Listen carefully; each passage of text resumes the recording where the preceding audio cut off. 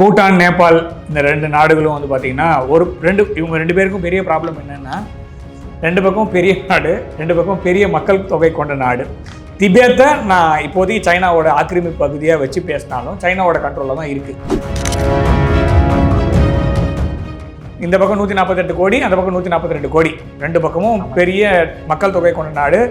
இவனும் வளர்ச்சி அதிகமாக வச்சிருக்கக்கூடிய நாடு, இது வளர்ச்சி அதிகமாக வளர்ந்து வர நாடு. நம்ம 7 புள்ளி சண்டை வேறு நடந்துக்கிட்டு இருக்கு. கொஞ்சம் அதாவது நல்ல எண்ணெய் கொதிச்சுட்டு இருக்கு, கொஞ்சம் தண்ணி ஊற்றினா முடிஞ்சது.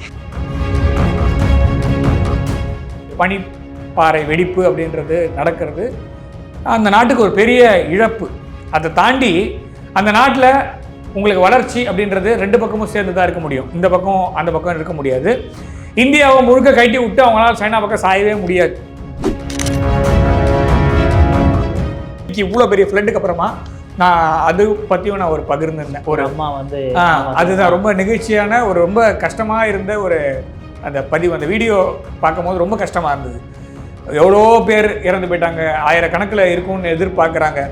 ஸோ எவ்வளோ உடைமைகள், அதே மாதிரி கிட்டத்தட்ட வந்து நிறைய ஹைடல் பவர் ஸ்டேஷனே காலி. ஸோ அப்படி போன பிறகும் அவங்க வந்து அம்மா தாயே போதும் அப்படின்ற மாதிரி தான் அந்த நதியை வந்து அவங்க வணங்குறாங்க. ஏற்கனவே தெரிஞ்சிருக்கு, அது வந்து வார்னிங் கொடுத்துருக்கலாம்ல அப்படின்ற மாதிரி ஒரு தியரி வருது. இல்லை, அது இப்போ சொல்கிறாங்க வார்னிங். அது வந்து எப்பவுமே ஒரு பெரிய பிரச்சனை வந்த பிறகு தான் அப்பா ஒன்னோட நிறுத்திட்டு மிச்சம் 4 இருக்கு அப்படின்ற மாதிரி. உண்மையிலே 4 இருக்கு. ஸோ இன்னும் 47 ஏரிகள் இருக்கான். இந்த மாதிரி ஹிமாலயன் ரீஜனில் பிரச்சனைக்குரிய மேன்மேடு கிடையாது, எல்லாம் எல்லாமே நேச்சுரலாக இருக்கக்கூடிய கிளேசியல் லேக்ஸ். இதெல்லாம் இந்த கிளேசியல் லேக்ஸில் இஷ்யூவாக இருக்கிறது 47 லேக்கு மொத்தத்தில் இருக்கான். 47ல் கிரிட்டிக்கலாக இருக்கிறது 4. அது எனி டைம்னு இப்போ சொல்கிறான். ட்ரம்ப்புக்கு அப்புறமா பருவநிலை மாற்றமே யாரும் பேசலை. ஏன்னா அவர் சொல்கிறார் எக்கானமி வந்து பாதிக்கப்படுது, அதனால் அதெல்லாம் அழிச்சிடு, இந்த கோட்டெல்லாம் முதல்ல அழிச்சிட்டு திரும்பி முதலேருந்து ஆரம்பிக்கலாம், பருவநிலை மாற்றம்ன்றது மித் அப்படின்றார். ஏன்னா அவரோட பொருளாதாரம் தான் முக்கியம். ஏன் எப்படி போனால் என்ன, இப்போ இந்த 1000 பேர் செத்தாங்கல்ல, இதை பற்றி அவங்களுக்கு கவலை இல்லை. பருவநிலை மாற்றம் எப்படி ஆனாலும் பரவாயில்ல. சொல்கிறது என்னென்னா 6 பில்லியன் லிட்டர் தண்ணி, 6 பில்லியன் லிட்டர் தண்ணி கிட்டத்தட்ட வந்து 400 கிலோமீட்டர் ஸ்பீடில் உடச்சிட்டு உழுது அப்படிங்கிறான். 10 நிமிஷத்தில் 40 கிலோமீட்டர் ட்ராவல் ஆயிடுச்சு. அடி வாங்கின இடம் 100 கிலோமீட்டர் தள்ளி இருக்குது அப்படின்னு சொல்கிறாங்க. ஸோ அப்போனா கிட்டத்தட்ட வந்து எவ்வளோ வேகம். அதே மாதிரி ஒரு பெரிய பாறை, இந்த பாறை என்னமோ நம்ம ஊரில் தெர்மாக்கோல்லாம் தண்ணியில் மிதந்து போவோமே, அந்த மாதிரி பெரட்டி போட்டு எடுத்துகிட்டு போகுது. கிட்டத்தட்ட ஒரு 30-40 அடிக்கு சேரு மாத்திரமே போகுதுன்னா,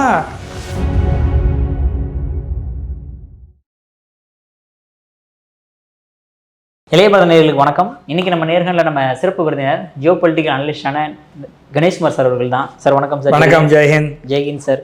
சார் ஆக்சுவலாக இப்போ திடீர்னு நீங்கள் ஃபேஸ்புக்கில் உங்களுடைய பேஜ் நிறைய பார்க்க முடியுது.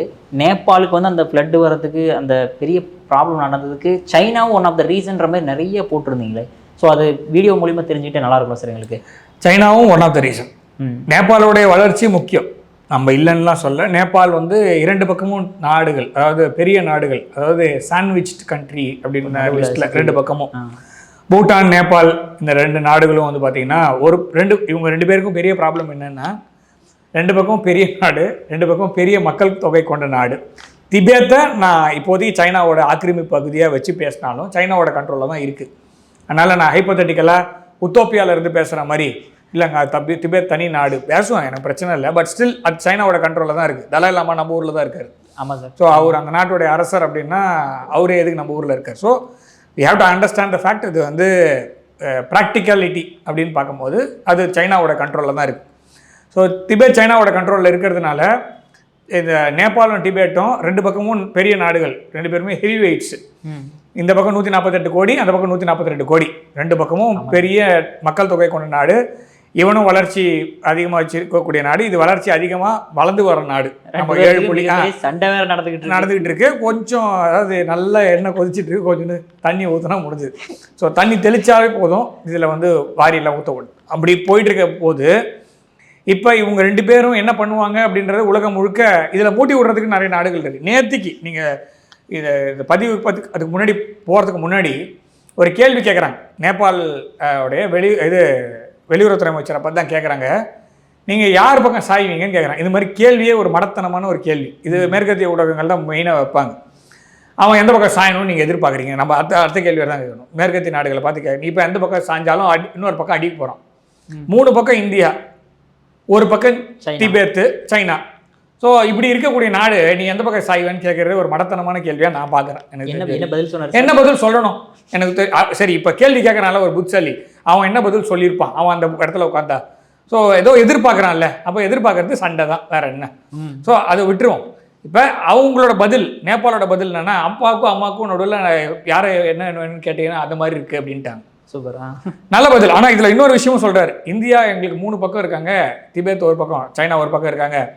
எங்களுடைய 75% வர்த்தகம் போக்குவரத்து எல்லாமே இந்தியாவோட தான் இருக்குது, 25% தான் அவங்களோட இருக்குன்னு பதிலையும் சேர்த்து சொல்கிறார். அதாவது இதில் புரிஞ்சிக்க வேண்டியது, இந்த மூட்டி விட்டு மடத்தனமான வேலை கேள்வி கேட்டாலும் அவன் தான் புரிஞ்சுக்கணுமே தவிர மற்றபடி எனக்கு தெரிஞ்ச வரைக்கும் இல்லை. 2 பக்கமும் சாய போகிறது இல்லை, நாங்கள் ஈக்குவலாக தான் இருப்போம் அப்படின்றது தான் கரெக்டான பதில் இப்போதைக்கு. ஏன்னா நேபாள் வந்து இந்தியா தான் வேணும் சைனாவையோ, இல்லை சைனா தான் வேணும் இந்தியாவோ பகச்சிக்க முடியாது இப்போதைக்கு இருக்க நிலமையில். ஏன்னா இப்போ தான் பூகம்பம் வந்து அடங்குச்சு. அது அடங்கிறதுக்கு முன்னாடி இவ்வளோ பெரிய ஆட்சி மாற்றம்னு ஒன்று மூட்டி விட்டு வந்துடுச்சு. இப்போ அந்த ஆள் பார்லிமெண்ட்டுக்கே போக மாட்டேங்கிறாரு பிரைம் மினிஸ்டர். வீட்டுக்குள்ளேயே இருக்காரு, ரீல்ஸ் போட்டுருக்காரு.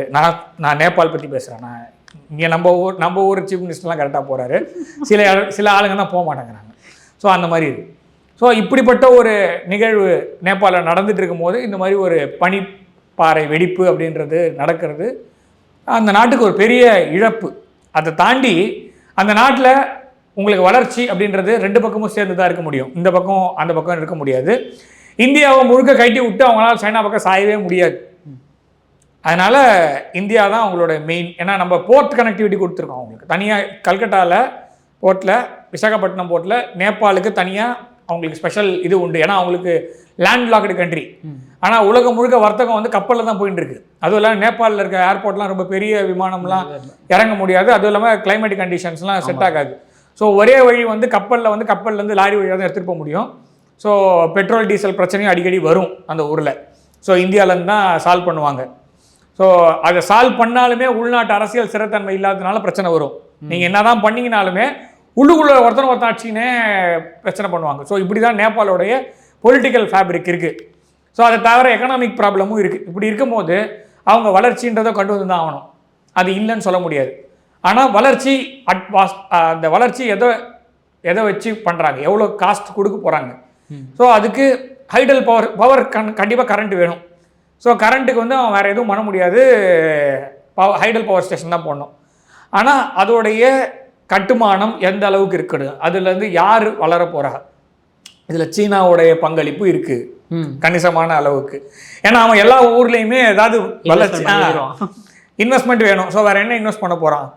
இயற்கையை ரொம்ப மதிக்கக்கூடியவர் நேபாள்காரர். நேபாளுடைய குடிமகன்கள் வந்து இயற்கையை ரொம்ப ரொம்ப மதிப்பாங்க. நேர்த்திக்கு இவ்வளோ பெரிய ஃப்ளட்டுக்கு அப்புறமா நான் அது பற்றியும் நான் ஒரு பகிர்ந்துருந்தேன். ஒரு அம்மா வந்து அதுதான் ரொம்ப நிகழ்ச்சியான ஒரு ரொம்ப கஷ்டமாக இருந்த ஒரு அந்த பதிவு. அந்த வீடியோ பார்க்கும்போது ரொம்ப கஷ்டமாக இருந்தது. எவ்வளோ பேர் இறந்து போயிட்டாங்க, 1000 கணக்கில் இருக்கும்னு எதிர்பார்க்குறாங்க. ஸோ எவ்வளோ உடைமைகள், அதே மாதிரி கிட்டத்தட்ட வந்து நிறைய ஹைடல் பவர் ஸ்டேஷனே காலி. ஸோ அப்படி போன பிறகும் அவங்க வந்து அம்மா தாயே போதும் அப்படின்ற மாதிரி தான் அந்த நதியை வந்து அவங்க வணங்குறாங்க. ஸோ அந்த மாதிரி இருக்கக்கூடிய மக்கள் மேலேருந்து ஒருத்த ப்ரெஷர் போடுறான், இதை நீ கட்டினேன்னா உன் ஊருக்கு வளர்ச்சி வரும்னு சொல்கிறான், இன்வெஸ்ட்மெண்ட் நான் போடுறேன், இதில் எனக்கும் கொஞ்சம் கரண்ட் வேணும்னு சொல்கிறான், என் கம்பெனிக்கு கொண்டு வந்து வைக்கிறேன்னு சொல்கிறான். அப்போ நீங்கள் அலோவ் பண்ணி தான் ஆவீங்க. ஏன்னா அவங்க ஊரில் வேலை வாய்ப்புன்றது வேணும். நீங்கள் எவ்வளோ பேர் வெளிநாட்டில் வந்து இந்த கோர்கா இந்த மாதிரி இருக்க முடியாது. ஸோ காலம் மாறுகிறது. ஸோ ஒரு காலத்தில் நம்மளுடைய உள்நாட்டில் இங்கே நம்ம சென்னையிலேயே கூட பார்த்திங்கன்னா இன்றைக்கி கூட நிறைய பேர் இருக்காங்க. குர்காஸ் தான் வந்து செக்யூரிட்டி. நைட் டைமில் அவங்க தான் பேட்ரோலிங் போவாங்க. மாதத்துக்கு ஒரு தடவை பார்ப்போம், இல்லை அடிக்கடி இரவு நேரத்தில் யாரெல்லாம் கண் விழிச்சிருக்காங்களோ அவங்களாம் அந்த விசில் அடிச்சுட்டு போவாங்க, குச்சி வச்சு தட்டுவாங்க. அவங்க வந்து அவங்க குடும்பத்தை பிரிஞ்சு வந்து இங்கே இருப்பாங்க. அதனால் அந்த மாதிரி அது மாதிரி கண்டினியூ பண்ண முடியாது. இப்போ நிறைய மாற்றங்கள்லாம் வந்துருக்கு. ஸோ அப்போ அவங்களுக்கு வளர்ச்சி வேணும். ஸோ வெளிநாட்டிலேருந்து பணம் தான் அவங்க ஊரில் பெரிய பணம் என்ன சொல்ல வரவு அப்படிங்கிற அதை தாண்டி. ஸோ வளர்ச்சி வேணும்னா நீங்கள் சில விஷயத்தை சாக்ரிஃபைஸ் பண்ணணும். ஆனால் இவ்வளோ பெரிய சாக்ரிஃபைஸ் எனக்கு தெரிஞ்ச வரைக்கும் இல்லை. அதுதான் சொல்ல வரேன். பட் ஸோ சீனாவுடைய ஏற்கனவே தெரிஞ்சிருக்கு, அது வந்து வார்னிங் கொடுத்துருக்கலாம்ல அப்படின்ற மாதிரி ஒரு தியரி வருது. இல்லை, அது இப்போ சொல்கிறாங்க வார்னிங். அது வந்து எப்பவுமே ஒரு பெரிய பிரச்சனை வந்த பிறகு தான் அப்பா ஒன்னோட நிறுத்திட்டு மிச்சம் 4 இருக்கு அப்படின்ற மாதிரி. உண்மையிலே 4 இருக்கு. இப்போ சொல்கிறான் சைனா நேற்றுக்கு வந்து இந்த பெரிய பேரிடர் நடந்த பிறகு இப்போ சொல்கிறான் ஒரு ஏரிக்கே இப்படி இது பண்ணிங்கன்னா என்ன, இன்னும் 4 இருக்குது அப்படின்னு நேற்றுக்கு வாய் தரது. நல்ல வேலை இப்போ சொல்லி தொலைச்சே அப்படின்ட்டு. இது கிளேசியல் லேக் அவுட்பஸ்ட் ஃப்ளட்டுன்றது வந்து என்ன சார், எந்த மாதிரி? அது கிளேசியல் லேக் அதுதான் சொல்கிறேன், ஜிஎல்எஃப் தான் சொல்கிறாங்க. ஸோ இன்னும் 47 ஏரிகள் இருக்கான் இந்த மாதிரி இமாலயன் ரீஜனில். பிரச்சனைக்குரிய மேன்மேடு கிடையாது, எல்லாம் நேச்சுரலாக, எல்லாமே நேச்சுரலாக இருக்கக்கூடிய கிளேசியல் லேக்ஸ் இதெல்லாம். இந்த கிளேசியல் லேக்ஸில் இஷ்யூவாக இருக்கிறது 47 லேக்கு மொத்தத்தில் இருக்கான். 47 இருக்கான். அந்த 47 47 பிரச்சனையில் இருக்குது. அந்த 4 பிரச்சனையில் இருக்குது. கிரிட்டிக்கலாக இருக்கிறது 47 கிரிட்டிக்கலாக இருக்கிறது 4. அது எனி டைம்னு இப்போ சொல்கிறான். இது ஒன்று முடிஞ்ச பிறகு. இது தவிர அந்த ரீஜன் ஹிமாலயன் ரீஜன் வந்து பார்த்தீங்கன்னா அப்பர் ஹிமாலயாஸ், லோவர் ஹிமாலயாஸ், அதுக்கப்புறமா 3 பகுதியாக பிரிஞ்சிருக்கு இல்லையா. இது வந்து அப்பருக்கும் லோவருக்கும் நடுவில் தான் உங்களுக்கு இந்த மாதிரி பிரச்சனையெல்லாம் வருது. ஸோ இந்த இடத்துல நீங்கள் எர்த்குவேக்கும் வருவதற்கான வாய்ப்புகள் இருக்குது. ஸோ நீங்கள் வளர்ச்சி திட்டம்னு போடுறீங்க, பருவநிலை மாற்றம் இல்லைன்னு சொல்கிறோம் ஜென்ரலாக. ட்ரம்ப்புக்கு அப்புறமா பருவநிலை மாற்றமே யாரும் பேசலை. ஏன்னா அவர் சொல்கிறார் எக்கானமி வந்து பாதிக்கப்படுது, அதனால் அதெல்லாம் அழிச்சிடு, இந்த கோட்டெல்லாம் முதல்ல அழிச்சிட்டு திருப்பி முதலேருந்து ஆரம்பிக்கலாம், பருவநிலை மாற்றம்ன்றது மித் அப்படின்றார். ஏன்னா அவரோட பொருளாதாரம் தான் முக்கியம். ஏன் எப்படி போனால் என்ன, இப்போ இந்த 1000 பேர் செத்தாங்கல்ல, இதை பற்றி அவங்களுக்கு கவலை இல்லை. பருவநிலை மாற்றம் எப்படியா இருந்தாலும் பரவாயில்ல. ஸோ பருவநிலை மாற்றம்ன்றது இருக்குது. அது வந்து ஒரு அபாயகரமான கட்டத்தில் இருக்கிறது. நாம் வந்து அதை ஒழுங்காக அட்ரஸ் பண்ணலன்னா அந்த ப்ராப்ளத்தை கோ எக்ஸிஸ்ட் ஆகலைன்னா இது ஈகோசிஸ்டமாகவே கண்டினியூ ஆகும்னா இது வந்து இப்போதைக்கு முடிய போகிறது இல்லை, இது கண்டினியூ ஆகும். அதை தான் சைனாக்காரர் சொல்கிறாங்க, இன்னும் 4 இருக்குது. இந்த 1 உடஞ்சிருச்சு, இன்னும் 4 எப்போ வேணால் உடையலாம், அந்த மாதிரி கிரிட்டிக்கல் ஸ்டேஜில் இருக்குது. அது 4 உடஞ்சதுன்னா என்ன ஆகும்? ஸோ இப்போ இதெல்லாம் இப்போ தான் இனிமேல் தான் மூச்சுக்கிட காந்தி செத்துட்டாரன்ற மாதிரி இருக்குது. ஸோ இதெல்லாம் ரொம்ப நாளாக சொல்லிகிட்டு இருக்க விஷயந்தான். அதே மாதிரி இங்கே இருக்கிற மாதிரி இங்கே ஆறுனும், நம்ம ஊரில் இருக்கிறதெல்லாம் ஆறு, மேலே இருக்கிறதெல்லாம் நதி. வித்தியாசம் ஆறுக்கும் நதிக்கும் வித்தியாசம் தெரிஞ்சுக்கோங்க. அது இந்த மாதிரி பனிப்பாறை உருகி வந்ததுன்னா அது நதி. ஸோ அந்த கங்கை நதி அப்படின்னு வருது இல்லையா, எல்லாமே கிளேசியர்லேருந்து வர்றது தான். கங்கோத்ரி, யமுனோத்ரி அதுலேருந்து வருது இல்லை. ஸோ அதே மாதிரி ஹிமாலயன் டெரைனே வேறு மாதிரி தான் இருக்கும். அது வந்து அந்த ஊர்லேயே இருக்கிறவனால மாத்திரம்தான் அது எப்படி ரியாக்ட் பண்ணுதுன்னு, அதாவது எப்படி நடந்துக்குதுன்னு தெரியும். அதனால் அந்த லோக்கல் மக்களாலேயே கெஸ் பண்ண முடியல அப்படின்னும் போது அப்போ நம்ம வந்து புதிதாக ஒரு விஷயத்தை எதிர்கொள்கிறோம் அப்படின்றது அவங்க ஊருக்குமே புரியுது. ஏன்னா அந்த ஊரில் இருக்கிற மக்களுடைய உதவி இல்லாமல் உங்களால் இமயமலையில் நீங்கள் பயணம் மேற்கொள்ளவே முடியாது. அது வந்து திபேத்தில் இருக்கக்கூடிய சில கம்யூனிட்டிஸ், அதாவது ஷெர்பான்னு சொல்லுவாங்க, அவங்க வந்து திபேத்துலேயும் ஷெர்பாஸ் இருக்காங்க, நேபாளிலே இருக்காங்க, நம்ம ஊரில் உத்தரகாண்ட் சைட்லையும். இந்த ஷெர்பா கம்யூனிட்டியை என்ன பண்ணோன்னா வழிகாட்டுதல், பேரே அதுதான். நீங்கள் வந்து ஷெர்பாவோட மீனிங் பார்த்தீங்கனாலே வழிகாட்டின்னு தான் இருக்கும். நீங்கள் நேபாளில் போகிறீங்க, மவுண்ட் எவரெஸ்ட்லாம் போகணுன்னு நினச்சோன்னா ஷெர்பாவோட உதவி இல்லாமல் உங்களால் போக முடியாது. அவங்களுக்கு தெரியும் அவங்க எப்படி ஒரு இடம் எப்படி பிஹேவ் பண்ணும், எந்த மாதிரி ஆபத்து வரப்போகுதுன்றது அவங்களுக்கு தெரியும். அவங்க அந்த ஊர்லேயே பிறந்து வந்து அவங்களுக்கு அந்த ஸ்டாமினா இருக்கும். சப்போஸ் உங்களை தூக்கிட்டு ஏறணுன்னாலும் உங்களால் ஏற முடியும். ஸோ உங்களை ஒரு பாதுகாப்பாக வச்சுக்கக்கூடிய அளவுக்கு இருக்கக்கூடிய ஒரு கம்யூனிட்டி தான் ஷெர்பா. அவங்களாலையுமே இதை எதுவுமே பண்ணியிருக்க முடியாது. ஏன்னா சொல்கிறது என்னென்னா 6 பில்லியன் லிட்டர் தண்ணி, 6 பில்லியன் லிட்டர் தண்ணி கிட்டத்தட்ட வந்து 400 கிலோமீட்டர் ஸ்பீடில் உடச்சிட்டு விழுது அப்படிங்கிறான். 400 கிலோமீட்டர் ஸ்பீடு சாமி யோசிக்கவே முடியாது. ஒரு ஃப்ளைட்டோட வேகம், டு பி ஃப்ராங்க், ஒரு விமானத்துடைய வேகத்தை 600 கோடி லிட்டர் தண்ணி அப்படியே ஊற்றினா எப்படி இருக்கும் அப்படின்னா, ஃபஸ்ட்டு ஸ்டெப்பு ரீச் பண்ணுறதுக்குள்ளே இன்ஃபர்மேஷனே போகல, 10 நிமிஷத்தில் 40 கிலோமீட்டர் ட்ராவல் ஆகிடுச்சு.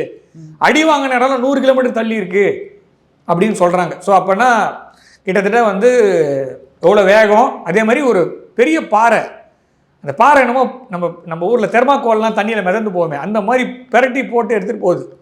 கிட்டத்தட்ட ஒரு 30-40 அடிக்கு சேரு மாத்திரமே போகுதுன்னா அதிலலாம் சர்வே வரதுக்கெல்லாம் சான்ஸே இல்லை அப்படின்றத நம்மளால் பார்க்க முடியுது. ஸோ இயற்கையின் கோர தாண்டுவோம், அவ்வளோதான். ஸோ இதை வந்து எந்த விதத்தில் இது வரைக்கும் பண்ணது அமக்கல்லாம் போதும், அதுக்காக டெவலப்மெண்ட்டே இல்லாமல் பண்ண நம்ம சஸ்டைனபிள் டெவலப்மெண்ட். ஸோ இன்றைக்கி நல்லா இருப்பேன், நாளைக்கு மொத்தம் ஊற்றி மூடிடுவேன், திருப்பி முதலேருந்து ஆரம்பிக்கும், அந்த மாதிரி இல்லாமல் நம்ம அதாவது நேபாள், இந்தியா, பூட்டான், இந்த மாதிரி நாடுகள் எல்லாமே காலகாலமாக சஸ்டைனபிள் டெவலப்மெண்ட் தான் பண்ணிட்டு இருந்தோம். எதுவுமே வந்து டிராஸ்டிக்கான ஒரு சேஞ்ச் இருக்காது. நம்ம கோ எக்ஸிஸ்டாக இருப்போம். இயற்கையோட ஒன்றிய வாழ்வு தான் நம்மளுடைய வாழ்வு. நான் முன்னாடி ஒரு சொன்னேன், ஆமைக்கு இனப்பெருக்கம் செய்யக்கூடிய இடங்கள் வந்து ஒடிசா கோஸ்ட்லேருந்து தமிழ்நாடு வரைக்கும் இருக்கக்கூடிய கோஸ்ட்டு. இந்த ஈஸ்டர்ன் சீஷோரில் கொரமண்டல் கோஸ்ட் இருக்கு இல்லையா, அந்த கோஸ்ட்டில் தான் வந்து ஆமை வந்து முட்டையிட்டு குஞ்சு பொரிக்கும். அது ஒடிசாலேருந்து ஆந்திரா தமிழ்நாடு இந்த 3 இடம் தான் வந்து பார்த்தீங்கன்னா மெயினாக அந்த ரிட்லி அந்த ஆமை அது வந்து இது பண்ணும். ஆலிவர் ரிட்லி அந்த முட்டையை குஞ்சு பொறிக்க அந்த அது முட்டையை விட்டுட்டு அங்கே போயிடும் ஆஸ்திரேலியாவுக்கு.